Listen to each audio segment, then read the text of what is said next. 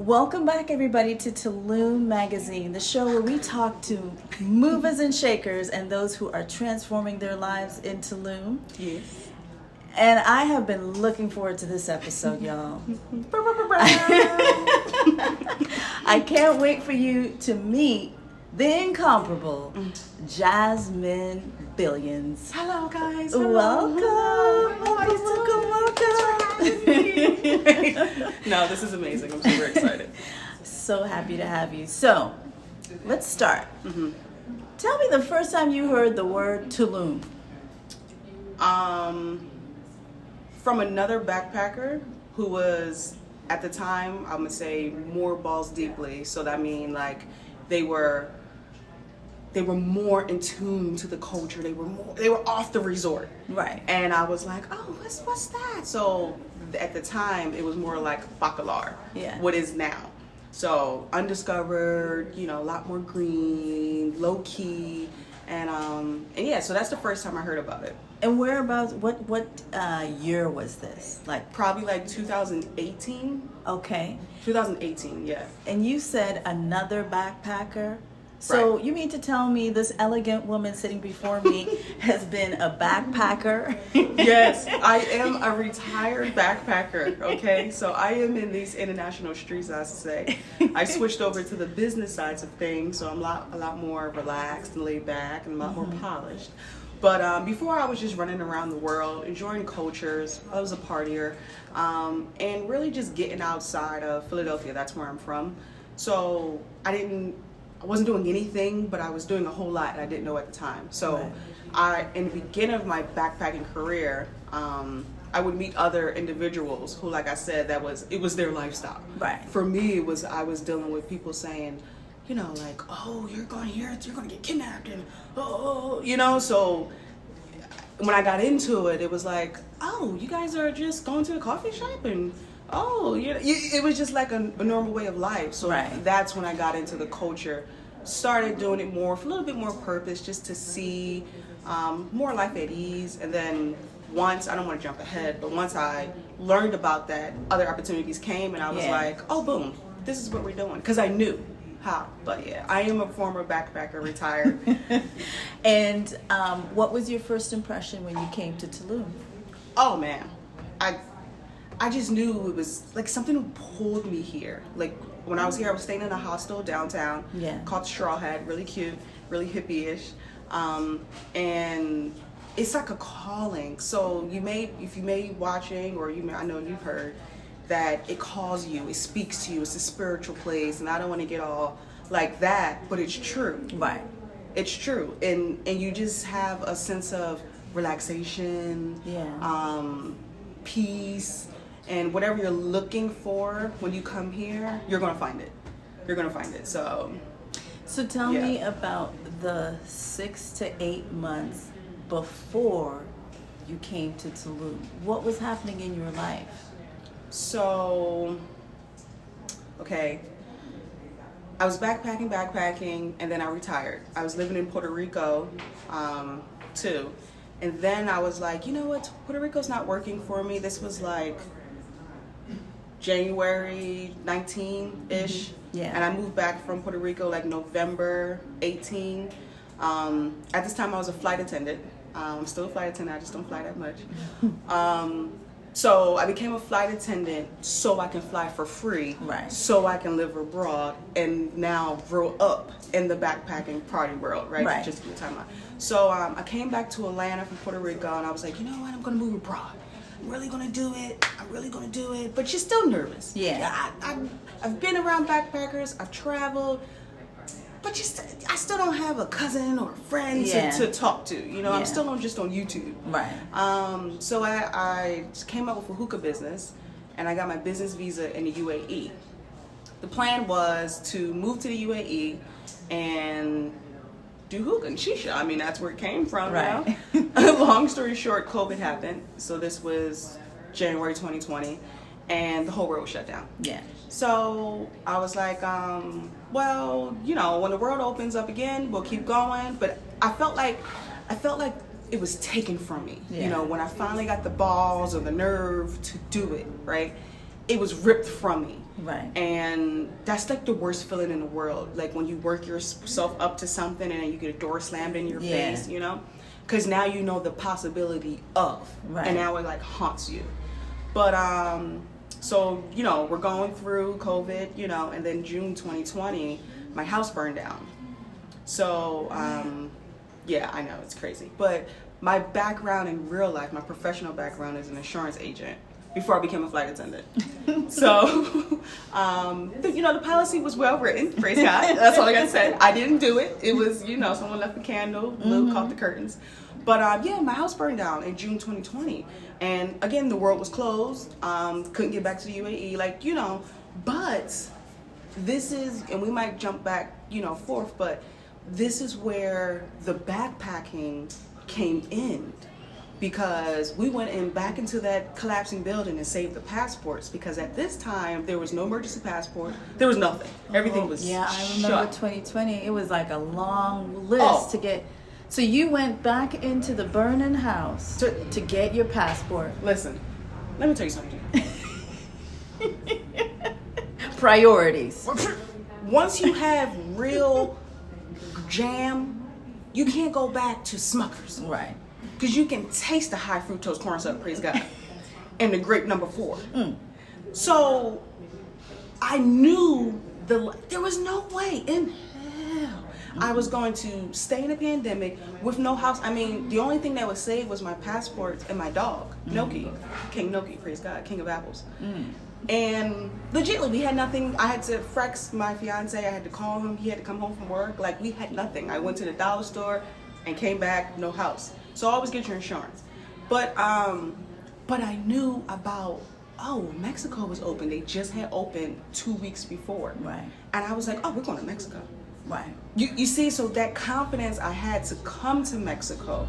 Tulum wasn't, I'm not going to say it wasn't, but I knew Mexico. I backpacked through there. Yeah. I've seen the culture. I was off the resort. There is no cartel hunting you down. Right. The propaganda. Right. So it was just like, let's go Let's back go to in Mexico. What?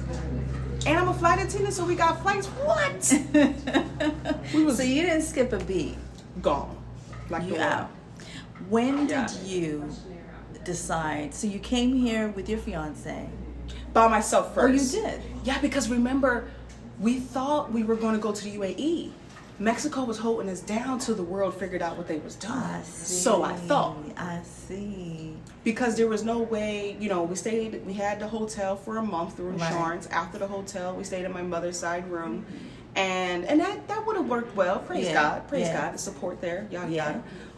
But I knew with half of what we were spending in rent, you know, because we was able to get out of that lease. They were just going to move us into another building on the property. Right. And I was like, no, please terminate that. Yeah. Because I know with $700 or $1,000 a month, what I can really do. Yeah. And that's how, and that's all because of the backpacking. Right. If I never would have started backpacking and solo traveling and like, would I have been confident? Would I have bust that move? Right. So you come here on your own. Right. And then just playing around, you know, coming out of retirement. When did you decide, okay, I think I'm going to stay? Let me tell you, crazy story. So I'm in the hostel and things is great. I'm here for 2 weeks. I'm just, you know, out of retirement, getting back and moving, shaking. And I'm talking to the hostel like receptionist or something like that. And I was telling them about my hookah business. Remember, I was supposed to move to Dubai, do the hookah. And they was like, if you did the hookah hair, that would be so dope because there's no hookah hair. And I'm like, what you mean? So Tulum is Tulum now. Yeah. Taboo is tabooing now. Yeah. But there in 2020, nobody even knew it existed except for the Nipsey Hussle thing. Right. You know, let's keep it funky, you know? Praise God. Yeah. So it was a crazy opportunity to hustle the hookahs. Yeah. You know, just a little side hustle, praise God. And so I wound up going back home. I had 2 weeks here, met a lot of people, wonderful.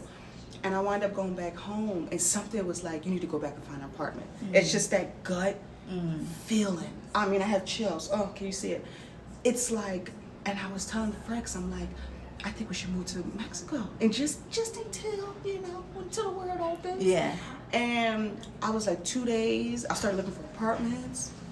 And then when I repacked 2 days later, I went back down and I brought my hookahs. And I stayed back at the hostel and I was doing $10 bowls on the rooftop.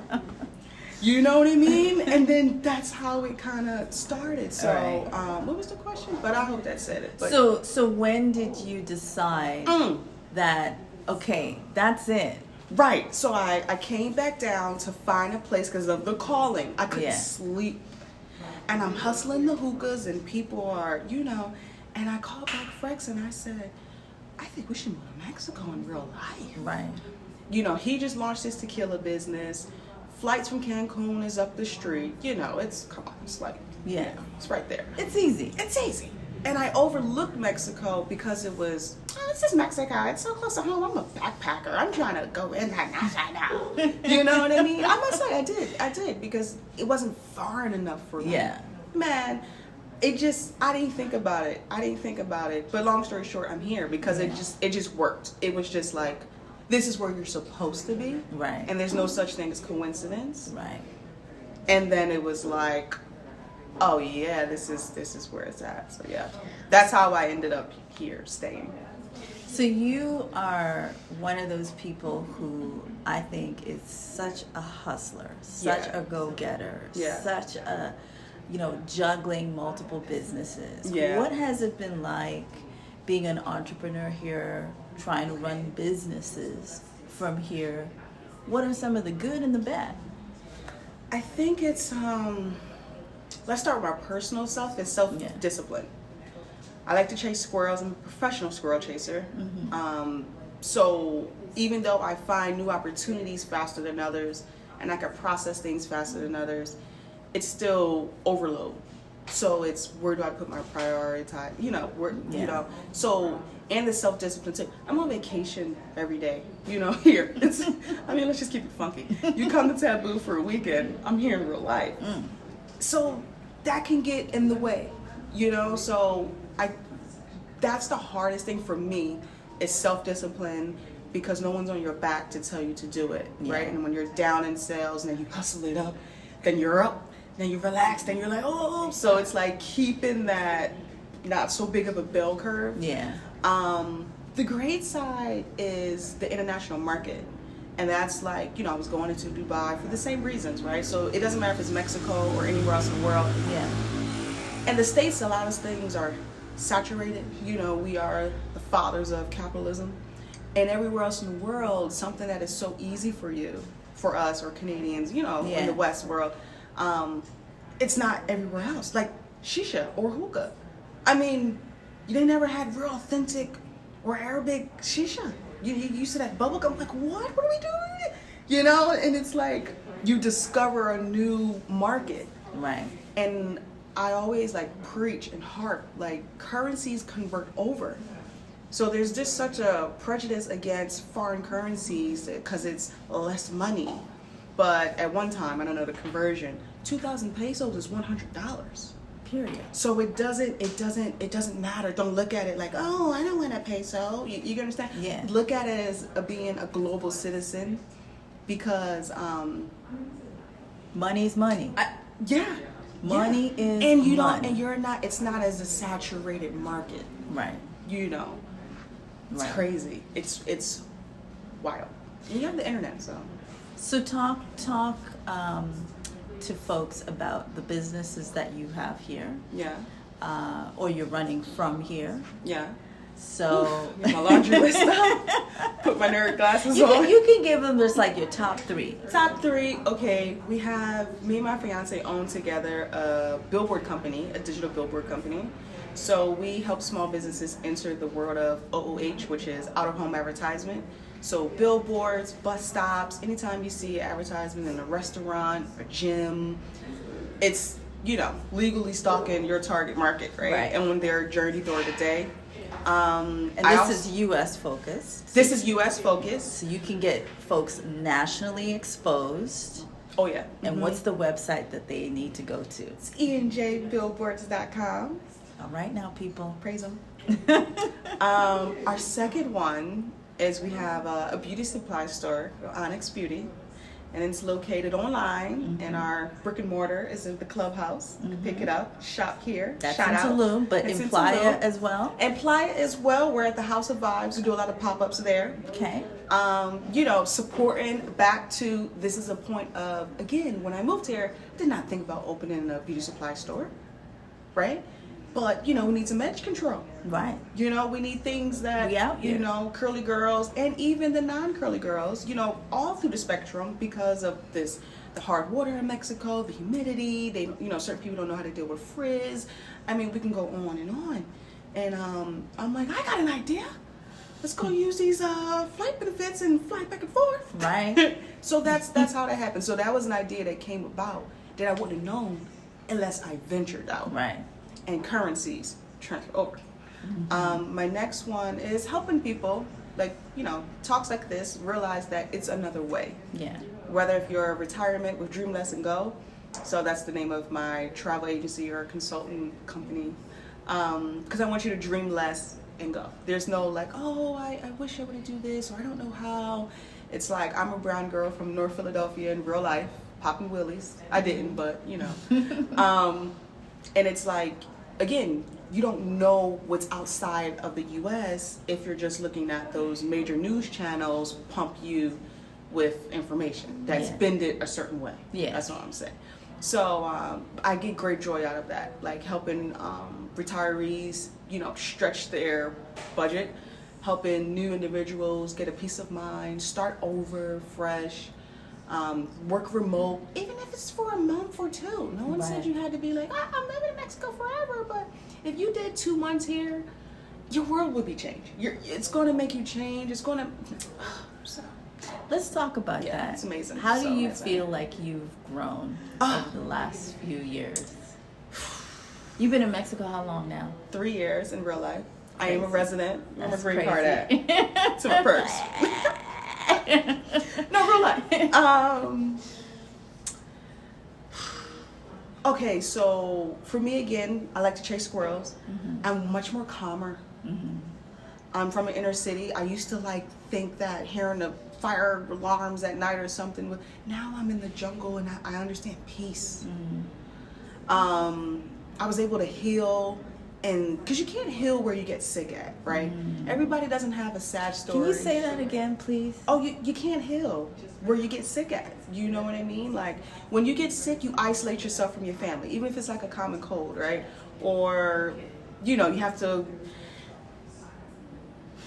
It's right, and it's a reset, and I need people to understand, because I wasn't always welcome, you know. I was in these streets, you know. So it's like, I don't know. Hey, Jasmine, you was at the bar at 2 a.m. in 03. I'm like, yes, I was. Oh, not 03. I was gonna see like 09. 2010. Y'all get my point.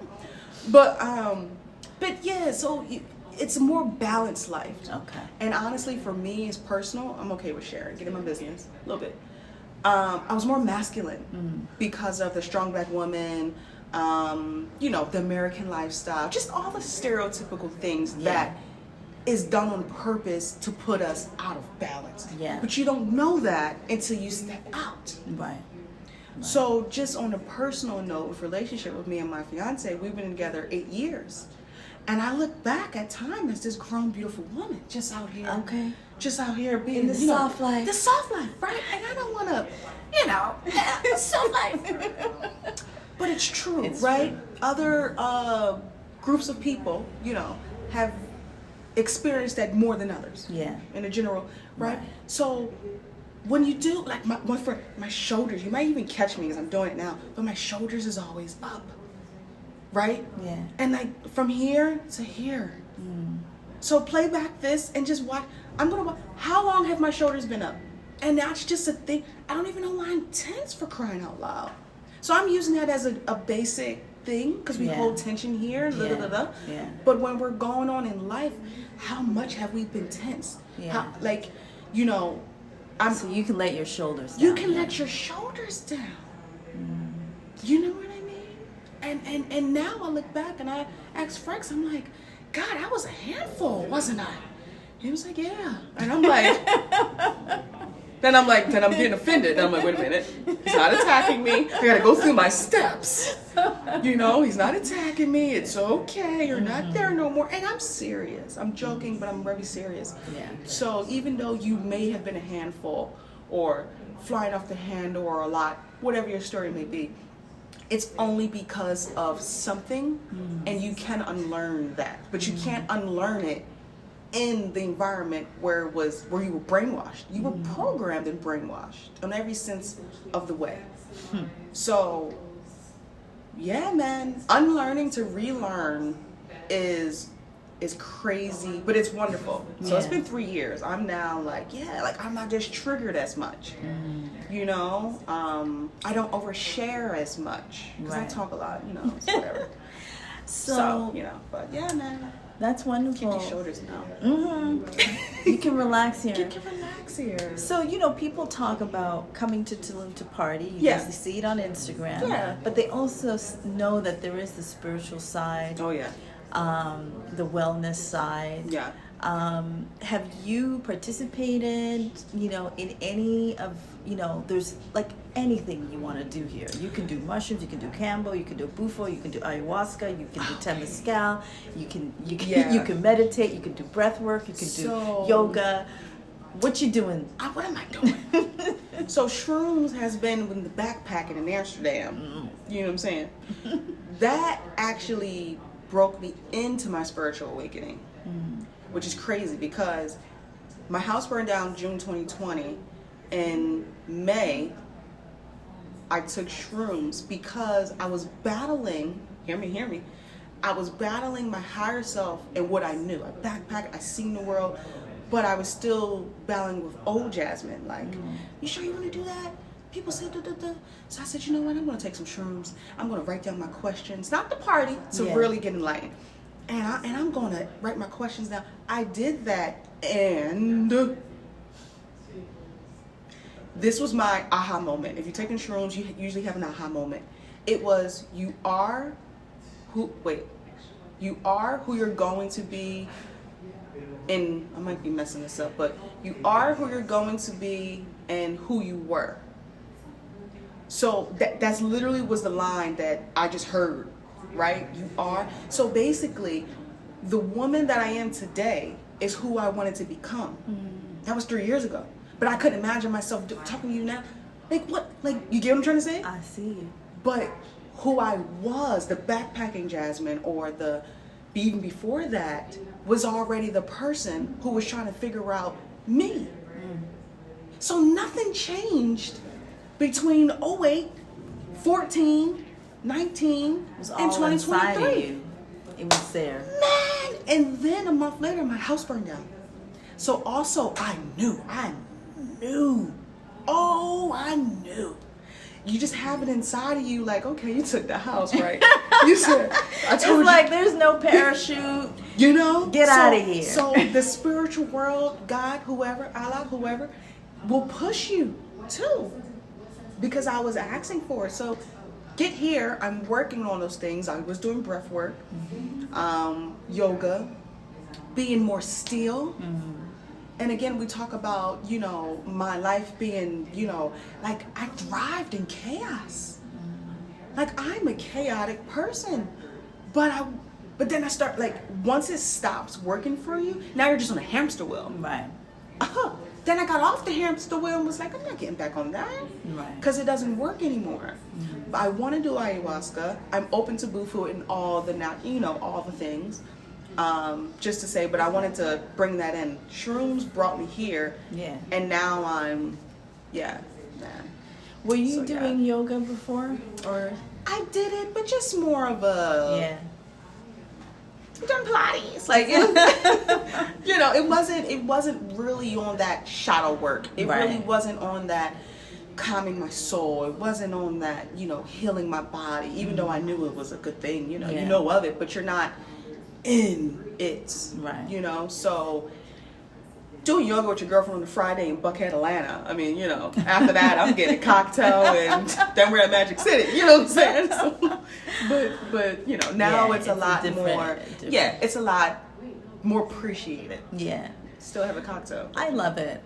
One of the things I love is watching your Instagram videos and seeing you and Frex out and about. You know, there's a lot of people that are traveling solo. Right.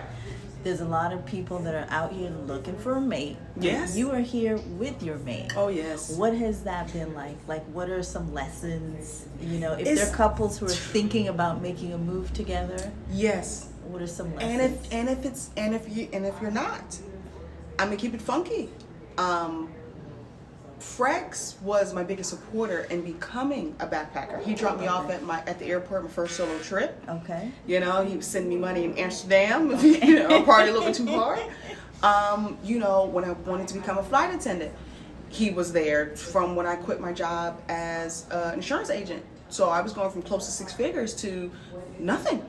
Wow. But for the benefits, it was a purpose. Yeah. But everyone can't see that vision. Right. And we weren't married, you know, we're in that stage now, but this is when we were dating. Yeah. And I wasn't the healed woman, you know, I wasn't, you know, probably the worst, but let's just put all that, you know? Yeah. But also too, when I chose this lifestyle, I chose it for myself. Right. And I think that's important too. So yes, it's good to have a partner to come with it. And I'm proud of that. Yeah. But you gotta be prepared to leave. So when I decided to become a backpacker and you know, like really move abroad and try to start a business, I asked him, you know, do you want to, because he doesn't come from this background. Right. You know what I mean? We've come through it together, but he's not the backpacking hippie and running around the world. Right. Nah, that man is in the house chilling. Yeah. Real calm. So I was prepared to go alone, and I just want to make that clear because a lot of people won't do it. Yeah. Because not saying it wouldn't hurt or this and that, but you know he's going to do it because he wanted to do it. Right. Right. For whatever his reasons want to be, me, like whatever. Right. Yeah. And that way, no one is doing it for the other, and there's a resentment and right. blah, blah, blah, blah, blah. So if you lose your partner in that way, you got to be prepared for it, you know, because then if it happens 5 years later, then it's, oh, I should have went to Mexico, or right. oh, I should have, and that I don't live with regret, you know. And someone that loves you, this is the truth, you know, the old heads say it, if they love you, they're going to do what they have to do to be with you. And that's what Frex did, which, praise God, beautiful man, you know what I mean? So but he went in his process and was like, I'm going to move abroad with this crazy backpacking woman and make sure she ain't in these streets unsupervised. Okay?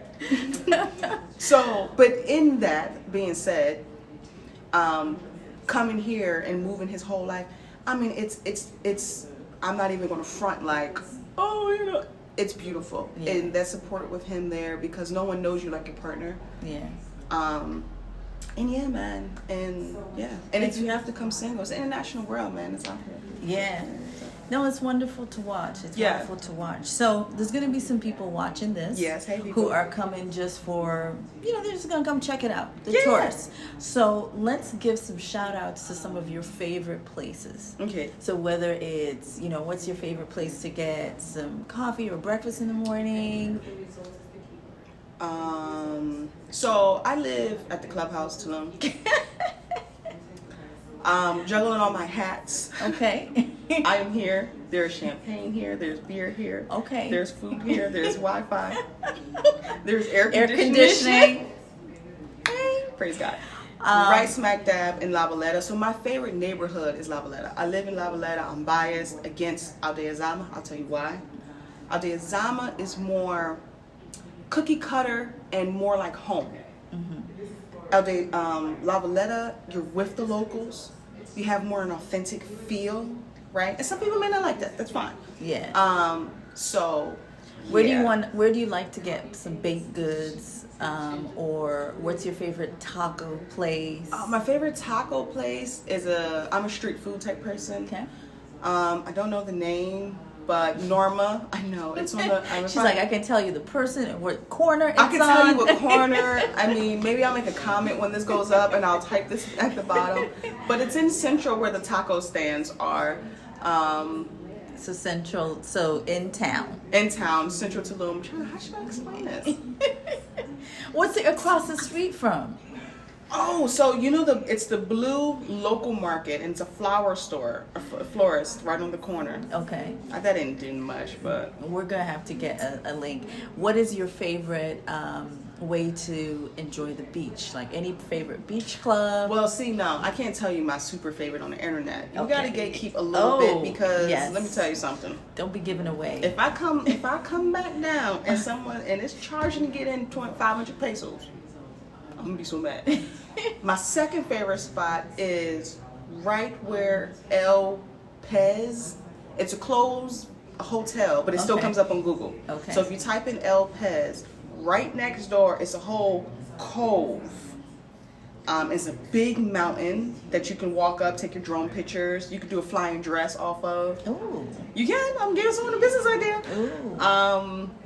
That sounds cool. Yeah, and the turtles. The turtles are planted and they may hatch whenever they hatch. So if you can catch the turtles hatching, that's awesome. So El Pez. El Pez, right next door. That's in the hotel zone? It's on the hotel Okay. zone on the Okay. strip. Okay. Any favorite cenotes or lagoons? The lagoons, I don't know what it's called, but it's called Laguna. Well, that's lagoon. It's not just be in the streets. I don't know what it's called, but I just be going there. What about Start with a K. It's leaving Tulum. Oh, Neek? Not Neek? No. No. Oh, okay. What about cenotes? Any favorite cenotes? No, I'm not really into You're not a the cenote person? I Okay. mean, if someone wants to go, I'm like tagging along. Right. I'm not the person to be like, cenote. Yeah. I usually just want to go to a pool bar. Okay, what's your favorite pool bar? My favorite pool bar is El Grande, Okay. which is in La Valletta. Again, I'm biased, super biased. Okay. Mixed with locals. Down, see here, let me tell y'all, if I come and it's I'm gonna be It's mad. busy. Mhm.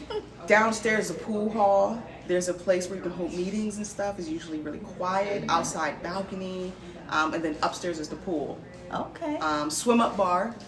What? Yeah, swim up bar. Yeah, that's where Okay, I'm at. That's what I'm into. I learned a new spot, El Grande. Okay, okay. Mhm. So, any advice for young women Yeah, who are thinking about travel for the first time, yeah. traveling outside of the U.S. for the first time, and they've heard some stereotypes about Mexico? Right. We always get the question, is it safe? Yeah. What's your answer? Listen, pull up your news wherever you're from. Okay, read that news, and then I'm asking you, are you safe? And this where it comes back to unlearning, right? Because you don't know, so that's okay. I'm not gonna beat you up. But you have to understand you never experienced it for yourself, but you have experienced people now teaching you at your local, department store in the States about human trafficking. What you have experienced is mass shootings in the States that's like over 100 before half of the year. School shootings. And it's like, what tickles me is the blind eye we turn to that, right? Like, can you imagine if there was 100 school shootings in Mexico or in around this area, right? But when it happens in the States, it's thoughts and prayers. Yeah. And, that was in Ohio, so it doesn't affect you, right? Yeah. But then you call me and tell me something like, this is people, I get this in real life. Yeah. We're in Cancun area in the Yucatan, Yeah. close to Cuba. And you're sending me stuff that happened in Cabo, which is the equivalent of Florida and California. Yeah. Legitly. Yeah. So my thing is for people to understand, and you're not thinking about it, right? But I'm from Philadelphia. I'm not calling Chicago saying, you heard about, like, they don't care. Right? Not one, it's happening. Yeah. But two, you gotta understand, one, how big it is. And Yeah. then put it back on yourself. If you're from New York, New York, Chicago, are you worried about what Detroit? happened in Houston? Like, let's not play this game. Right. And I think, like, when you realize because people are used to, like, regurgitating what you hear back. They don't have their own thoughts. Right. And you don't even know they're your own thoughts because, again, here's the program. So you're just spitting out the last article you heard. You're just spitting back. You haven't spoken to anyone that live here. You know what I'm saying? But you would tell me about how there's a tissue on the car, and if you touch it, you can pass out. There's all these ways in the States that we have to be alert. Right. If there's a zip tie on your car that's marking your car, and I'm not trying to. We don't even. I don't even think about those things. About here. that, right? Yeah. But if I bring up those type topics, it's taboo, right? But then you'll teach someone about how to not. Why is it happening? Right. In your local place, and the blind eye is what messes me up. I mean, I grew up in Philadelphia, praise God, sisterly brotherly love, but a couple times or two it was named the murder capital, and I'm not proud of that. Right. I didn't make this up. We're not. Like, let's just. So have you can live in the murder capital, and I'm pretty sure everybody else have stories about their city, but then when you leave, it's like, it's that double standardness, and it's out of fear. But then on the flip side, that same person or persons would come to taboo to shake their tail feather like it's 1999. And again, I don't mean. Are you safe? I mean. Okay. So okay, another question that's always in the back of our minds. Yeah. Do you feel welcomed as a Black person? So let's just talk about, like, just in travel in general, are there places where you've just been like felt more welcome than others? How do you feel here in Mexico? Right. So like, as a Black woman, because that's another thing, like, where am I safe at? Right. Yeah. And the thing is that racism, right? Just a blanket statement, and colorism, you know, it's everywhere in the world, right? So you're not going to escape it. I think people, you try to, like, it just stops. It doesn't stop. There's always going to be someone with a bias of whether they were taught or learned on TV, right? But so yeah, but as an American, there's nothing you can do to me outside in somewhere that hasn't happened to my ancestors or hasn't happened to me in the States.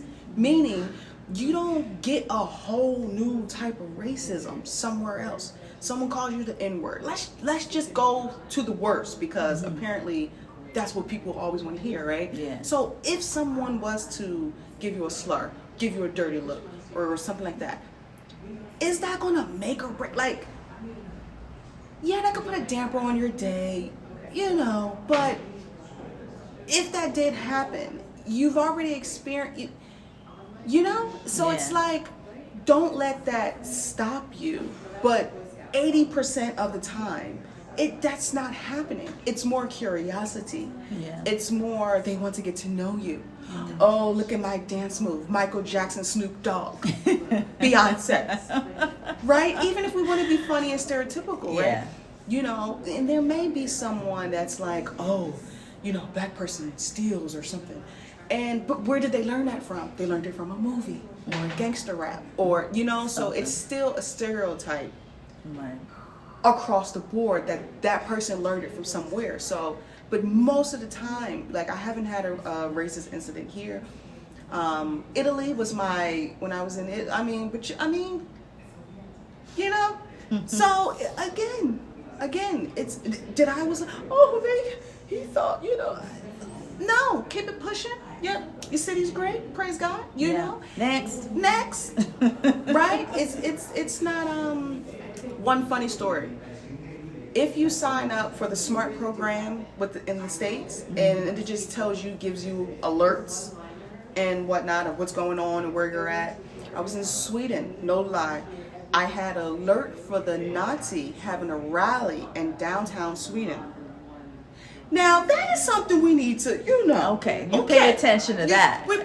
This is what I'm talking about, right? Not if the old man who got biases don't want to give me a cookie from his bakery or not. I don't care, you know? But in the sense of, you know, when I got that alert, I was like, oh, you know what I'm saying? You're like, I guess I'll avoid that street. And this is what I did. I went to the local person. I said, hey, hi, you know, I'm just new to the area. Where's this at?